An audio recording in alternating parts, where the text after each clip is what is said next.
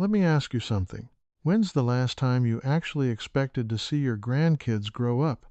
Not hoped, expected. Here's a number that should bother you. In the most recent data we have, American men are living to 76. American women are living to 81. Almost 5 years difference. That's not a rounding error. That's 5 years of grandkids, 5 years of mornings with someone you love, gone before anyone even asks why. Most people assume men just have worse luck. Bad genes, dangerous jobs, bad timing. That's not it. I've spent years reading what actually kills men early, and the real story isn't luck. It's a handful of things men do to themselves, quietly, that nobody talks about. Stick with me. Number one is going to be the one nobody wants to say out loud. Before we move to the next one, I want to know who I'm talking to. If you're comfortable, drop your age in the comments. My goal with this channel is simple: to build a space where men actually feel seen. Let's start there. Number 5, cause. Skipping the doctor. You keep ignoring your body's warnings. You'd think this one's obvious. Everyone knows you're supposed to go, so why don't men go? Here's the number. Cleveland Clinic surveyed men in 2019. Half of them, had skipped an annual physical they knew they should have had. It's not laziness. Federal data backs this up too. Women are a third more likely to see a doctor at all, and twice as likely to go in specifically for preventive care, not because they're sicker, but because they show up before something's wrong. Men wait until something's wrong, and by the time something's wrong enough to notice, it's often already been building for years. Here's the part that gets me. This isn't about fear of doctors.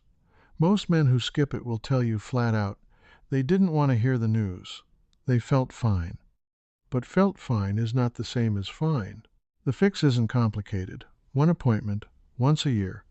That's it. That's the whole ask. But skipping checkups isn't even the habit doing the most damage. Number 4 is quieter, and it's happening to men who think they're already doing everything right. Number 4 is sitting. Not smoking, not drinking, sitting. I call this the active couch potato syndrome. Here's what the research actually shows. A study out of UC San Diego tracked women in their 60s and up wearing activity monitors for a week, then followed them for 8 years. The ones sitting more than 11.5 hours a day had a 30% higher risk of dying in that window. And this held true even for the ones who exercised hard when they did move. Globally, physical inactivity is estimated to contribute to roughly 9% of early deaths worldwide. That's not a small footnote. That's a real, measurable slice of premature death sitting there in the data. Here's the part most men miss. It's not really about total hours sitting. It's about how long you go without moving at all. A body that sits still for hours doesn't just burn fewer calories. Circulation slows, blood pools, insulin sensitivity drops. Your body starts acting like it's shutting down for the day, even at 2 in the afternoon. The fix is almost embarrassingly small. Stand up every 30 minutes. Walk for 2. Take the call standing. None of this requires a gym membership. But sitting isn't the habit really driving the gap between men and women's lifespans. Number 3 is the one actually moving the needle, and it's been getting worse, not better. Number 3. What men reach for when things get hard. For most of the last century, the gap between how long men and women live was slowly closing. Then, around 2012, it started widening again. Researchers looked at why. The answer: what public health researchers call deaths of despair, deaths from alcohol, drug overdoses, and suicide. And these deaths happen to men at a far higher rate than women. That resurgence in the gap since 2012 is driven almost entirely by this. If you think more men need to see this data, hit the like button so the algorithm pushes it to them. Let's get back to it. This isn't about having a drink after work. It's about what happens when stress becomes constant and a drink, or something stronger, becomes the only tool a man reaches for to turn it off. The body doesn't care what your reason was. Repeated heavy drinking damages the liver faster than it can repair itself. Add years of that, and it compounds. worse sleep, higher blood pressure, more inflammation, quietly in the background. Here's the part that matters most.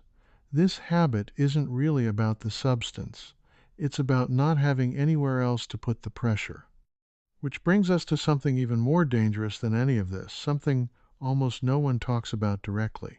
Number 2, being alone, even when you're surrounded by people. You are disconnected. Researchers at Brigham Young University pulled together data from 148 separate studies, over 300,000 people total. The finding: people with strong social connections had a 50% better survival rate than those without. 50%. That's a bigger effect than a lot of things we obsess over medically.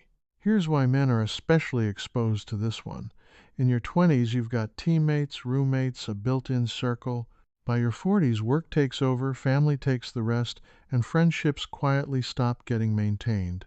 Nobody decides to be alone. It just happens, one skipped phone call at a time. And isolation doesn't always look like living alone. It can mean having people around you and still having no one you're actually honest with. The fix here isn't complicated, but it does require you to actually do it.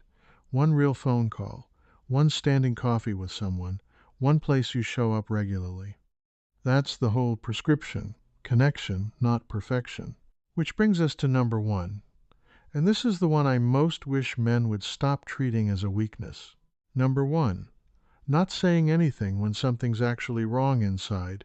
You just stay silent. Here's the number that should stop you. Men die by suicide at close to 4 times the rate of women in this country. Not twice, 4 times. It's not that men struggle less. Women report suicidal thoughts and attempt at higher rates. But men die from it far more often, largely because when men do act, they tend to use more lethal methods, and because most men never talk to anyone before it happens. In the year before, most men who die this way never saw a mental health professional at all. That's the real pattern behind almost everything else on this list. The checkup skipped, the sitting, the drinking, the disappearing friendships, they're all downstream of the same thing. Men are taught from young to handle it alone. Don't complain, push through, be the strong one. Here's what I need you to actually hear. Strength was never the same thing as silence. A man who says, "I'm not okay" out loud is not weaker than the one who says nothing. He's just more likely to still be here in 10 years. If you're carrying something right now that feels too heavy to say out loud to anyone, you don't have to carry it alone, and you don't have to figure out the perfect words. In the U.S., you can call or text 988 anytime, day or night, and just talk to someone.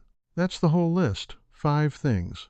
None of them dramatic on their own, all of them quiet enough that most men never connect the dots until it's already too late. The good news is, every single one of these is something you can start changing today. Not perfectly, just today.